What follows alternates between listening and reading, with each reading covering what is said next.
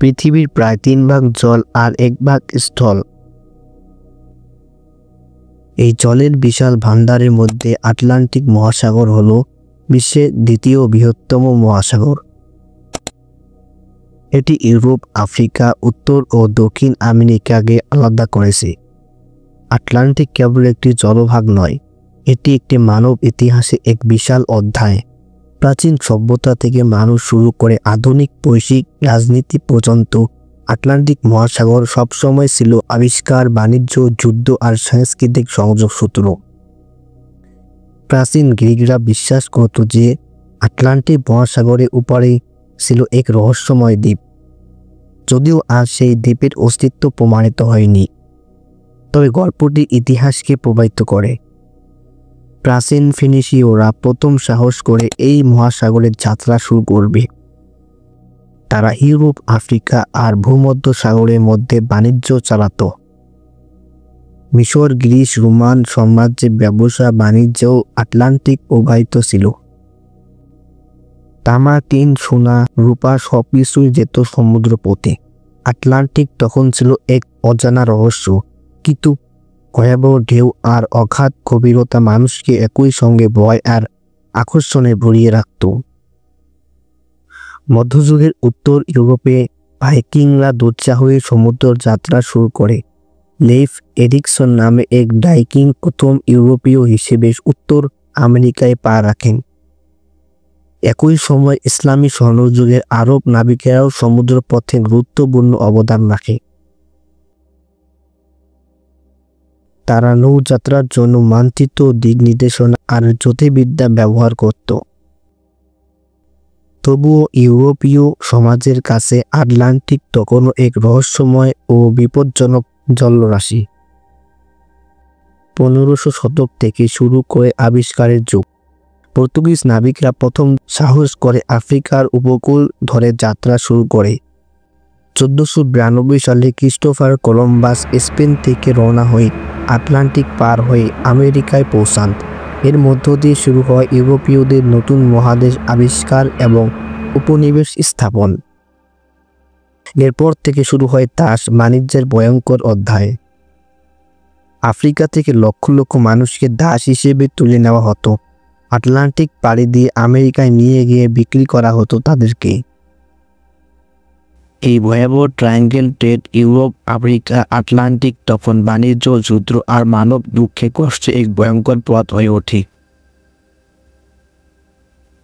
16 থেকে 18 শতকে আটলান্টিক মহাসাগর ইউরোপীয়দের শক্তি প্রতিযোগিতার কেন্দ্রবিন্দুতে পরিণত হয়। ইংল্যান্ড, ফ্রান্স, স্পেন, নেদারল্যান্ডস আটলান্টিকে দিয়ে উপনিবেশ করতে থাকে। নতুন পৃথিবী আমেরিকা তখন ইউরোপের বাণিজ্য, কৃষি আর সম্পদের প্রধান উৎস। আটলান্টিক মহাসাগরে তাদের সামরিক অর্থনৈতিক শক্তির মূল চাবিকাঠি হয়ে ওঠে। 1800 শতকের শেষ দিকে আমেরিকান স্বাধীনতার যুদ্ধ হয়েছিল আটলান্টিকের তীর ঘিরেই। ইউরোপ থেকে সেনা রসদ আসত এই সমুদ্রপথে। এরপর নেপোলিয়নিক যুদ্ধেও আটলান্টিক নৌযুদ্ধ গুরুত্বপূর্ণ ভূমিকা রাখে। এ সময় এই মহাসাগর নির্ধারণ করত কোন শক্তি হবে বিশ্ব শক্তি। শিল্প বিপ্লব আটলান্টিক মহাসাগরকে বদলে দেয়। বাষ্পচালিত জাহাজ সমুদ্রপথকে দ্রুত ও নিরাপদ করে তোলে। 1866 সালে প্রথম আটলান্টিক টেলিগ্রাফ কেবল বসানো হয়, যা ইউরোপ ও আমেরিকাকে কয়েক মিনিটের মধ্যে বার্তা আদান প্রদানের সুযোগ দেয়। এর আগে যে বার্তা যেতে মাস লাগত, তখন তা কয়েক মুহূর্তেই সম্ভব হতো। প্রথম বিশ্বযুদ্ধের সময় জার্মান সাবমেরিনগুলো আটলান্টিক ভয়ঙ্কর যুদ্ধক্ষেত্রে পরিণত হয়। আটলান্টিক ছিল দীর্ঘতম নৌযুদ্ধ। জাহাজ ডুবিয়ে দেওয়া, খাদ্য ও অস্ত্র সরবরাহ বন্ধ করা, সবকিছু নির্ভর করত এই সমুদ্রপথে। যুদ্ধ শেষে মার্কিন যুক্তরাষ্ট্র আটলান্টিকের পশ্চিম তীর থেকে বিশ্বশক্তি হিসেবে উত্থান দেয়। আজকের দিনে আটলান্টিক মহাসাগর বাণিজ্য, তেল পরিবহন, মৎস্য শিকার আর সামরিক কৌশলের জন্য অপরিসীম গুরুত্বপূর্ণ। প্রতিদিন হাজার হাজার জাহাজ পণ্য জ্বালানি নিয়ে এই সমুদ্রপথ ব্যবহার করে। তবে আধুনিক বিশ্বে আরেকটি বড় চ্যালেঞ্জ এসেছে: সমুদ্র দূষণ, জলবায়ু পরিবর্তন ও সামুদ্রিক প্রাণীর হুমকি। আটলান্টিকের ভবিষ্যৎ নির্ভর করেছে আমরা এটাকে কীভাবে রক্ষা করব। আটলান্টিক মহাসাগর কেবল একটি জলভাগ নয়, এটি মানব ইতিহাসের সাক্ষী। এখানে হয়েছে আবিষ্কার, যুদ্ধ, বাণিজ্য আর সংস্কৃতির মিলন।